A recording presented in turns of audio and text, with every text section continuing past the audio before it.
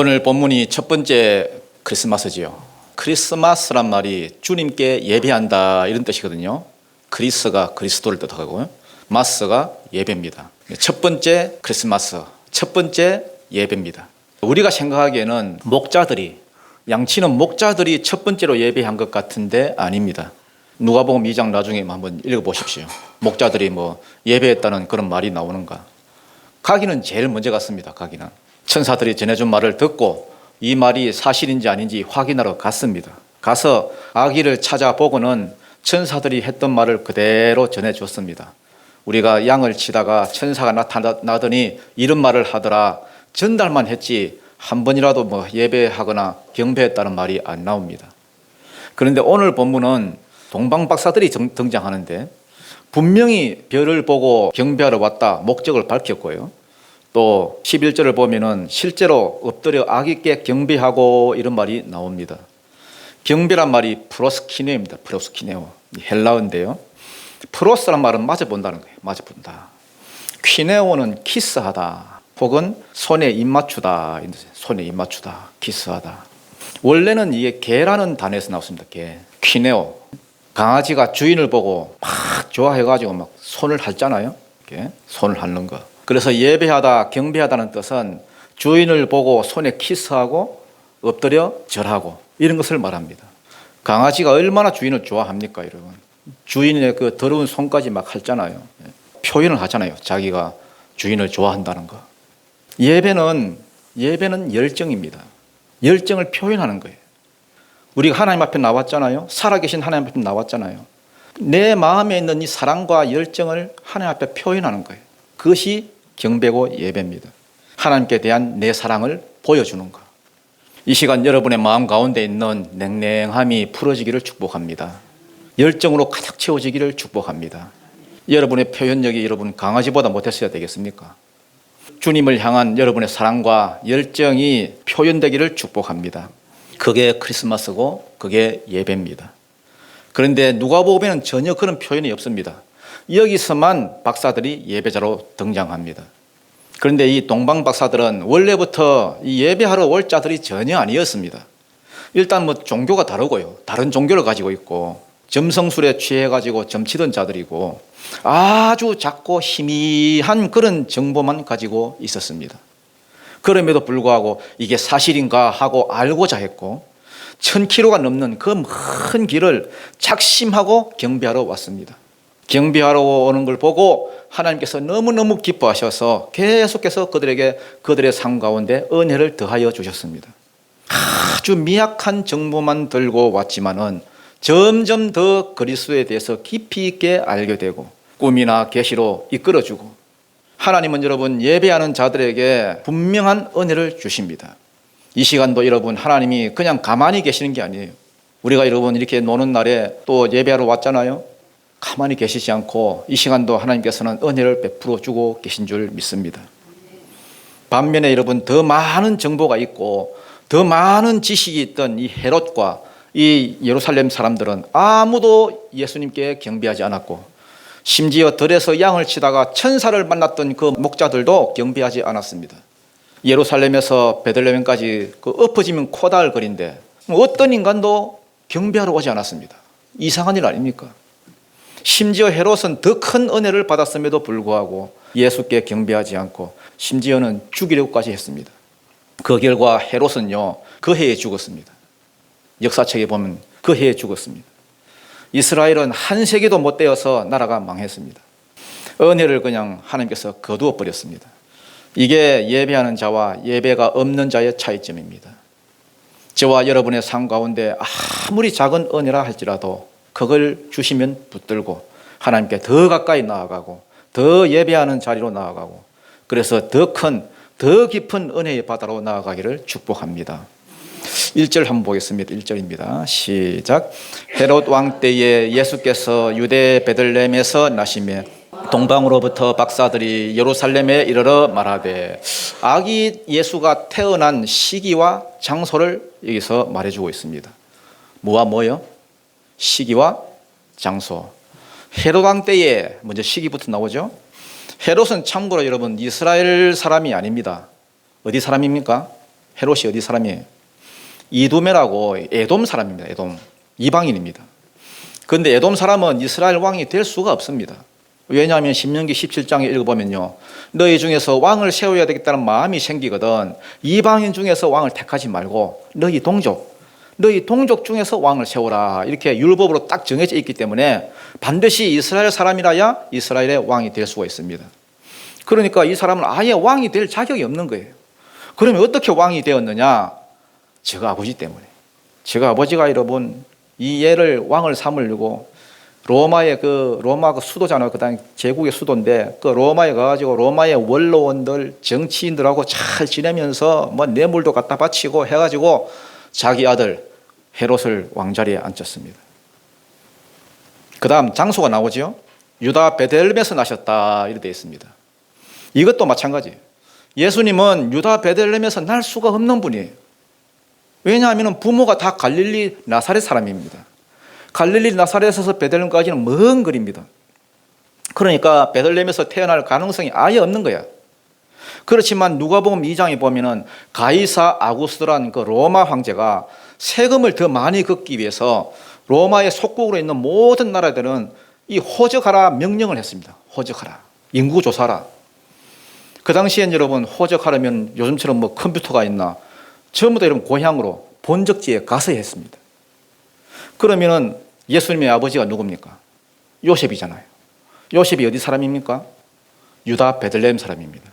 그래서 본적지인 베들레헴으로 내려갔을 때에 임신했던 마리아가 아기를 낳았습니다. 아기를 낳으면은 40일 동안은 어디 못 움직이거든요. 그 당시 율법이 그랬습니다. 사내 아이는 40일, 여자아이는 그 2배, 80일 동안 어디 못 나갔습니다. 부정탄다 해가지고. 그래서 예수를 낳은 후에도 계속 거기 머물 수밖에 없었고, 오늘 사건은 그 시기에 일어났던 사건이에요. 이거는 우연히 이럴 수가 없습니다. 우리가 보기에는 그냥 뭐 우연히 호적하러 갔다가 낳은 것 같지만은 우연이 아니라 필연입니다. 800년 전 미가라고 하는 그 선지자의 예언에 보면, 미가서 5장 2절에 보면은 또 베들레헴 에브라다야 너는 유다 고을 중에 가장 작을지라도 네게서 이스라엘을 다스리는 목자가 일어날 것이고 그의 근본은 상고의 영혼에 있느니라. 이 말씀에 대한 성취로 오신 분이 예수님이에요. 그래서 시기적으로는 헤롯 왕 때에, 장소로는 유다 베들레헴에서 나셨다. 나심에 동방으로부터 박사들이 예루살렘에 이르러 말하되, 여기서 말하는 박사들은 우리가 말하는 석사, 박사 이런 사람들이 아닙니다. 점성술사들 말해요. 별을 보고 점치는 사람들. 그때 당시 페르시아 지역이 점성술이 굉장히 발달했기 때문에 별을 쑥 살펴보다가 이상한 별을 하나 보고 오게 되었습니다. 동방에서 박사들이 와서 뭐라고 말을 하느냐? 2절입니다. 같이 읽습니다. 시작. 유대인의 왕으로 나신 이가 어디 계시냐?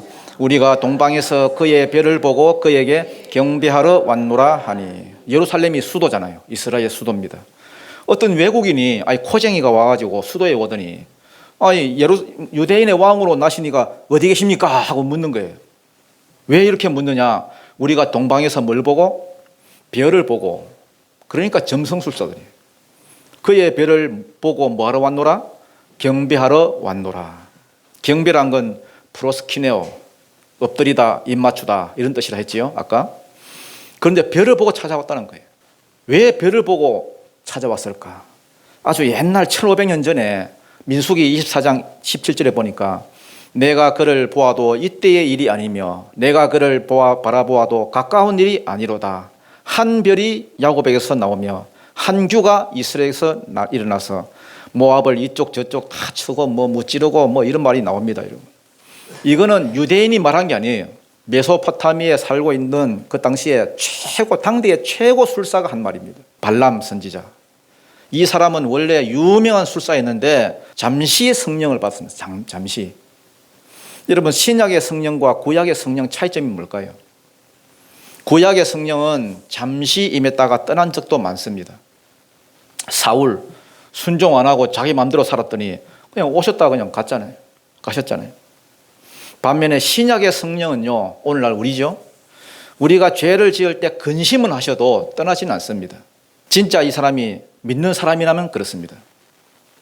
이 술사도 잠시 성령을 받으니까 어떤 환상을 본 것 같아요. 환상을 봤습니다. 이거 지금 이야기는 아닌 것 같은데, 그러면서 내가 그를 보아도 이때의 일이 아니며 내가 그를 바라보아도 가까운 일이 아니로다. 한 별이 어디서 나오며 야곱에게서 나오며 한 규가 이스라엘에게서 일어난다. 규가 뭐냐 하면은 그 왕이 잡고 있는 지휘봉이 지휘봉, 왕을 뜻합니다. 그러면서 이분을 영접하지 않고 대적하는 자들은 전부 멸망할 것이고 심판할 것이라고 거기 쓰여 있습니다. 그러면 다시 돌아와가지고 이 동방의 이 박사들, 이 점성술사들이 별을 봤는데 어떻게 이걸 알고 이 내용을 알고 이 1500년 전의 일을 알고 왔을까? 유대 나라가 여러분 멸망하면서 망하면서 유대인들이 바벨론의 포로로 잡혀갔잖아요. 그렇지만 70년 만에 다시 돌아온다는 그 약속을 이루기 위해서 누구를 일으켰습니까? 누구를 일으켰어요? 페르시아 왕 고레스를 일으켰습니다. 고레스가 일어나서 난데없이 여러분 유대인들 포로들을 보고 말을 하는 거예요. 야, 예루살렘으로 돌아갈 사람들은 다 돌아가라. 하나님께서 그렇게 하신 거예요. 강제로 돌려보는 게 아니라 자원해서 원하는 사람만 돌아가게 했습니다. 그러니까 다 안 돌아갔어요. 70년 동안 여기 와서 고생하고 언어 배우고 겨우 지금 정착해서 살고 있는데 다시 해방되었다고 여러분 고국으로 돌아가려 하니까 이게 엄두가 안 나는 거예요.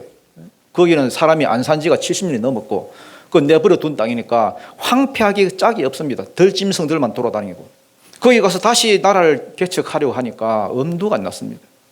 그래서 구속사에 관심이 없는 것들은 돌아갈 생각을 안 했습니다. 진짜 하나님께 관심이 있고 하나님의 그 약속, 구속사에 관심이 있는 사람들 42,360명만 돌아갔습니다. 그때 당시 여자와 아이는 계산 안 했다고 봤을 때에 10만 명 겨우 조금 넘는 그런 사람들만 고국으로 돌아갔습니다. 10분의 1도 채 안 간 거죠. 그냥 눌러 살았습니다. 그 상태로 쭉 내려오다가 그 후손들이 이제 성경은 읽으니까 성경은 알고 있으니까 많은 사람들이 이 발람의 예언을 알고 있는 거예요. 한 별이 야곱에게서 나오며 한 규가 이스라엘에게서 일어난다. 왕이 일어날 것이다. 전해 오고 있는 거예요. 그러다가 오늘 본문에 점성술사들이 별을 관찰하다가 별을 발견했는데 사이즈가 이게 장난 아닌 거예요. 야, 저거 뭐야 저거 하면서 딱 여러분 사인, 코사인, 뭐 탄젠트 딱 계산해 보니까 이스라엘 쪽이야. 그래서 여러분, 야, 징기스칸이나 이 알렉산드나 이런 위대한 왕이 또 나타났을 것이다. 가서 경배 안 하고 대적하면 죽을 것이고. 그러니까 보니까 경배하러 가는 거예요. 이게 유일한 정보입니다. 자기들이 가지고 있는. 이방인에다가 점성술사에다가 진짜 작은 정보. 그것만 달랑 가지고는 페르시아에서 예루살렘까지 1000km가 넘는 그 길을 이렇게 와가지고 경배하러 왔다는 거예요. 그런데 어디서 났는지도 몰라. 그냥 큰 왕이 났다. 경배 안 하면 죽는다. 그래서 자기 문제로 알고 자기들한테 이걸 적용시켜가지고 그에게 경배하러 왔다는 겁니다. 그랬더니 3절입니다. 시작. 헤롯 왕과 온 예루살렘이 듣고 소동한지라. 소동한지라가 이 타라소란 말인데요. 타라소. 난리가 났다는 거예요. 난리가 났다. 유대인의 여왕으로 나신 이가 어디 계시냐 경배하러 왔다 하는 이 말을 듣고는 헤롯 왕과 온 예루살렘 그 사람들이 소동이 막 벌어졌다는 거예요. 대소동. 헤롯은 왜 난리가 났겠습니까? 왜 난리를 쳤겠습니까? 내가 왕인데 또 누가 무슨 왕이 일어나? 우리 아버지가 나 왕 만들려고 로마에 몸도 바치고 뭐 돈도 바치고 뭐 다 때려 부어가지고 겨우 왕이 됐는데 막 화를 냈습니다. 헤롯이 장가를 한 10번 갔습니다. 10번. 10번 정도 갔는데 첫 번째 아내는 버리고요. 두 번째 아내는 자기가 유대 나라 사람이 아니면서 유대 나라 왕이 됐으니까 유대인하고 결혼했습니다. 그러다가 왕위의 위협을 느껴가지고요. 그 아내와 자식을 사랑했는데 그냥 죽여버렸습니다. 아내 이름이 미리암는가 뭐 이런데 왕위의 위협이 된다고 자식과 함께 죽여버렸습니다. 왜냐하면 자기는 이방인으로서 왕이 됐고 지금 태어난 이 애는 자기 자식임에도 불구하고 얘는 어머니가 유대인이면 유대인입니다. 그러니까 그냥 자기가 위협을 느끼는 거예요. 사람들이 얘를 왕으로 하면 어떡하. 아니 자기 왕위를 지키기 위해서 여러분 자기 마누라와 새끼를 죽이는 사람이 누구예요? 어디 있습니까 여러분? 완전히 미친 놈이지. 어디서 왕이 난단 말이고 흥분해서 난리를 쳤습니다. 난리를. 그러면 예루살렘은 또 왜 난리를 쳤겠습니까? 아이고 왕이 났다고 헤롯이 저렇게 막 난리를 치는데 식구들 보고 야야 너희들은 절대 메시아가 났다고 베들레헴 가지 마라. 가서 경배하지 마라. 그럼 주의를 시켰습니다. 안 그러면 뼈도 못 추린다. 두려워가지고 아무도 예배하러 가지 않았습니다. 예루살렘과 온 예루살렘이 듣고는 놀라서 소동을 벌였습니다. 소동을. 4절 읽어보겠습니다. 시작. 왕이 모든 대사장과 백성의 서기관들을 모아 그리스도가 어디서 나겠느냐 물으니, 대제사장은 그 당시에 국회로 보면 되죠. 사내들인 공회의 의장쯤 되고요. 그 다음 백성의 서기관이라는 말은 바리새인들 말이에요. 바리새인들은 뭐냐 하면은 율법대로 살자 이주의거든요. 너무 형식적으로 흘러가서 바리새인이 됐지. 이 원래는 이 백성들이 참 존경했습니다. 믿음도 있었고 말씀 그대로 믿고 그대로 살고자 했던 사람들이에요. 요 바리새인들 가운데 신학교 가서 정식으로 율법을 배운 사람들이 서기관이에요. 서기관. 얘들은 성경이 전공입니다. 전공. 성경의 박사들이에요. 백성들이 좋아하고 따랐기 때문에 백성의 서기관들이라 했습니다. 헤롯이 서기관들, 즉 성경 전문가들을 불러 모았습니다. 불러 모아서 묻습니다. 야, 그리스도가 어디서 나겠느냐? 나는 애를 낳은 적이 없는데 별을 보고 와서 유대인의 왕으로 나시니까 어디 계시냐 물으니까 혹시 유대인들이 기다리고 있는 그 메시아인가? 의심이 드는 거예요. 자기는 그러니까 알고 있는 거예요. 이게. 야, 성경에 그리스도가 난다 그랬지. 어디서 나? 계속 묻습니다. 여러분. 이게 미완료로 되어 있어요. 계속해서 물었다. 계속해서. 한 번만 물은 게 아니라 집요하게 캐물었다는 거예요. 그러니까 성경 교사들이 딱 듣자마자 그거요. 유다 베들레헴입니다. 딱 대답을 했습니다. 왜냐하면 이미 선지자가 이렇게 예언을 해놓았으니까. 선지자 누구? 미가서 5장 2절이죠. 5절 한번 읽어보겠습니다. 5절 6절입니다. 시작. 이르되 유대 베들레헴이오니 이는 선지자로 이렇게 기록된 바 또 유대 땅 베들레헴아 너는 유대 고을 중에서 가장 작지 아니하도다. 네게서 한 다스리는 자가 나와서 틀림없습니다. 성경에 이렇게 딱 되어 있습니다. 예언되어 있습니다. 유다 베들레헴이 확실합니다. 저는 이걸 보면서 드는 생각이 참 대단하다. 여러분 그때 당시 전 세계에서 메시아가 베들레헴에서 날 거라고 하는 이 정보를 몇 사람이나 알고 있었을까요? 어디서 난다고 하는 걸 아는 사람이 몇이나 될까요? 이 사람들 대단한 사람입니다. 대단한 사람. 성경의 도사들이고 전문가들입니다. 다 알고 있습니다. 정말로 하나님이 특별한 은혜를 주신 자들이라고 할 수 있습니다. 딱 듣고는 메시아가 어디서 나겠느냐 하니까 그거요 유다 베들레헴이지 그걸 물어보고 그래요. 그것도 몰랐나? 유대 땅 베들레헴아 너는 유다 고을 중에 작지 않다. 왜냐하면은 네게서 한 다스린 자가 나와서 이스라엘의 목자가 될 거니까. 성경을 막 줄줄줄줄 깨고 있는 거예요. 다 알아. 지식이 있어. 얼마나 큰 은혜를 받았습니까? 진짜 큰 은혜지요. 반면에 동방 박사들이 별을 보게 된 것, 그리고 이게 이스라엘의 왕으로 난다는 그 징조란 걸 알게 된 것, 이것도 은혜긴 은혜입니다. 그렇지만 희미한 은혜, 작은 은혜입니다. 거기에 비하면 이 서기관들은요, 진짜 하나님의 큰 은혜를 받은 자들이에요. 헤롯은 더 큰 은혜를 받았습니다. 박사들로부터는 메시아가 난다는 말을 들었고, 또 성경 도사들로부터는 유다 베들레헴에서 난다는 그 말을 들었고, 막 정보가 이쪽 저쪽 막 차고 넘칩니다.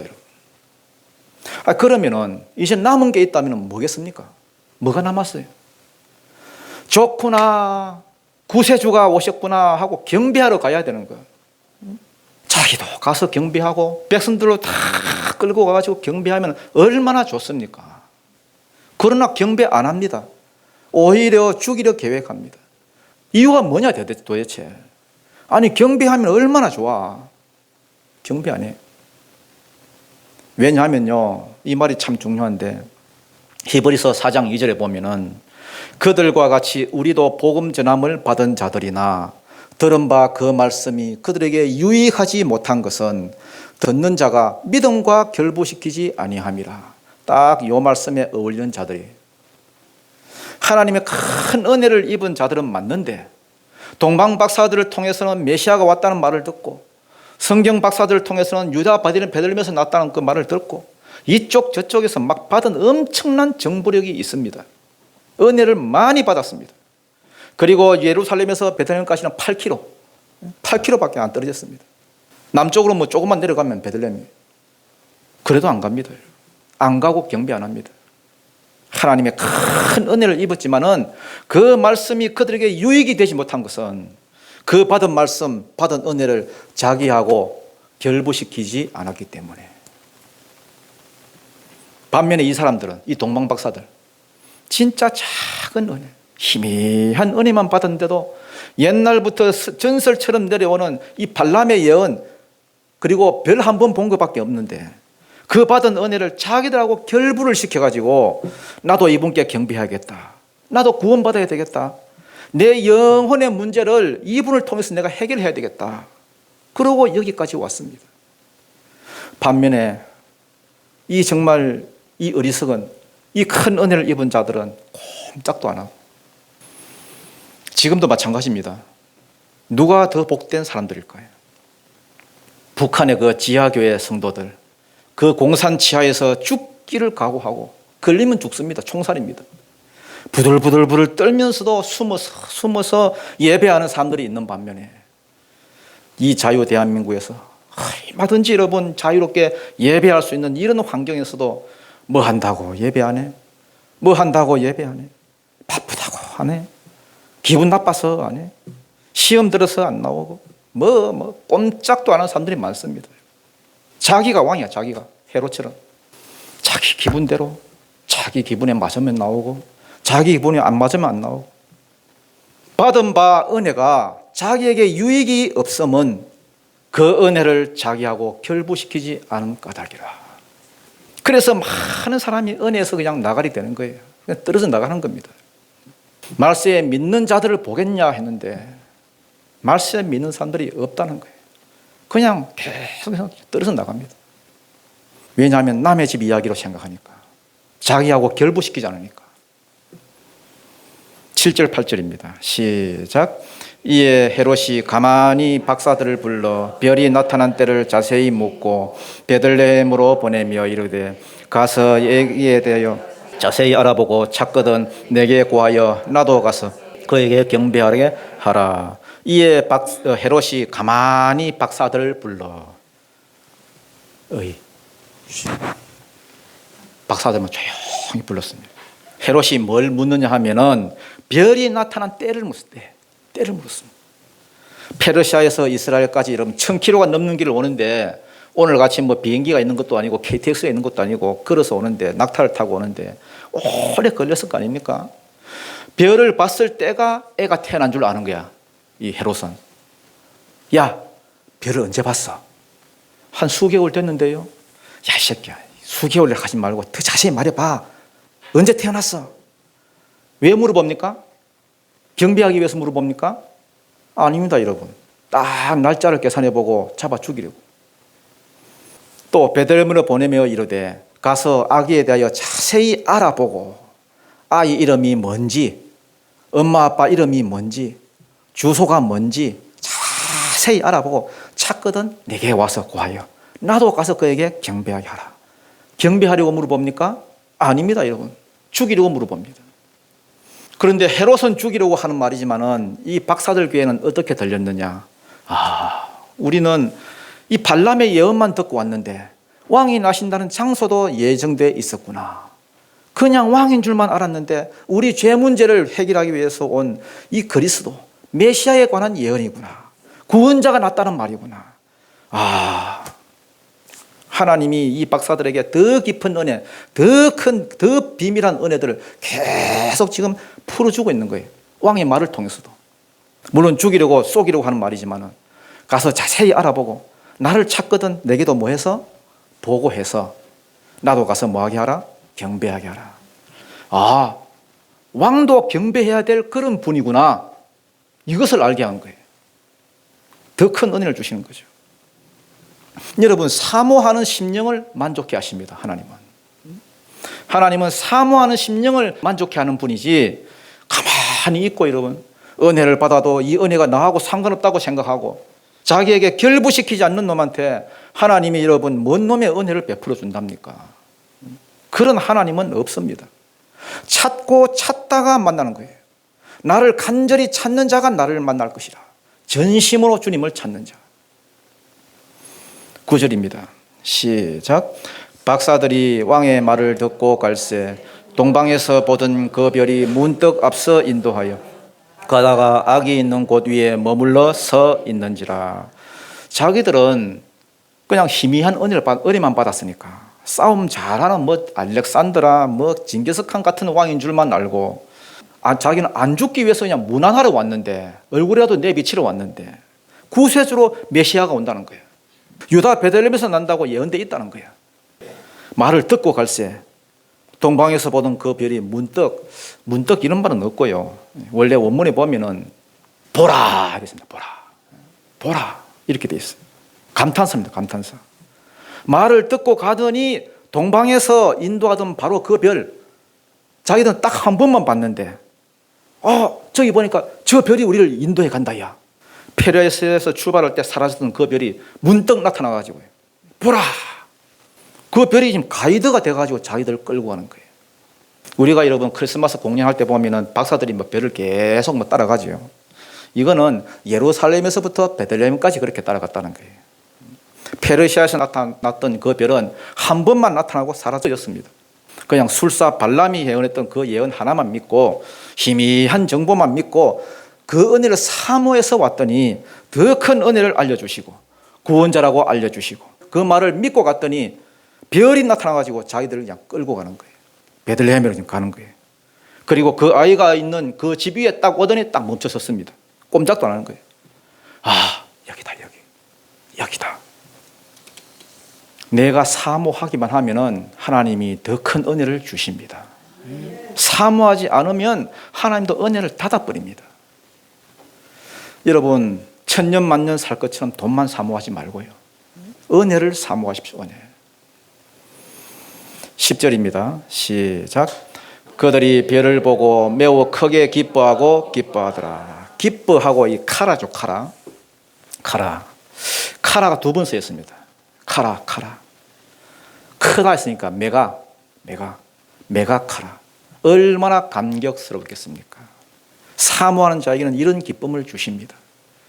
여러분, 박사들이 요 앞에 이런 과정들이 없었더라면 집에 들어갔을 때에 실망했을 겁니다. 실망했을 거예요. 무슨 왕궁도 아니고 돈 많은 사람 집도 아니고, 지금은 구유에 있는 게 아닙니다. 한두 달 지났기 때문에 무슨 새빵 같은 걸 구했을 겁니다. 자기 집도 아닙니다, 여러분.